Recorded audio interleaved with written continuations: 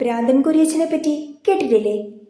16-ാം നൂറ്റാണ്ടിൽ പോർച്ചുഗീസ് മിഷണറിമാർ കേരളത്തിലെത്തിയപ്പോൾ അവർ സിറിയൻ ക്രൈസ്തവരെ റോമൻ കാത്തലിക്ക സഭയുടെ കീഴിൽ കൊണ്ടുവരാൻ ശ്രമിച്ചു.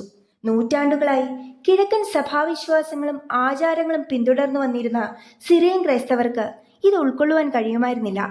പോർച്ചുഗീസുകാർ സിറിയൻ ക്രൈസ്തവരുടെ ആചാരങ്ങളും വിശ്വാസങ്ങളും അവഗണിക്കുകയും റോമൻ സഭാവിശ്വാസം അടിച്ചേൽപ്പിക്കുകയും ചെയ്തു. അവർ സുറിയാനിക്കാരുടെ തലവനായ മോർ അഹത്തുള്ള ബാവയെ കൊച്ചി കായലിൽ കെട്ടിത്താഴ്ത്തി എന്നറിഞ്ഞ് ക്ഷുഭിതരായ സുറിയാനിക്കാർ 1653 ജനുവരി 3-ാം തീയതി മട്ടാഞ്ചേരിയിലുള്ള പഴയ കുരിശിന് സമീപം തടിച്ചുകൂടി. ലാറ്റിൻ ബിഷപ്പുമാരെയും റോമൻ സഭയെയും ഇനി ഒരിക്കലും തങ്ങൾ അനുസരിക്കില്ലെന്ന് ആ കുരിശിൽ തൊട്ട് അവർ പ്രതിജ്ഞ ചെയ്തു. വിശ്വാസികൾ ആയിരക്കണക്കിനുണ്ടായിരുന്നതിനാൽ എല്ലാവർക്കും കുരിശിൽ തൊടാൻ കഴിയുമായിരുന്നില്ല.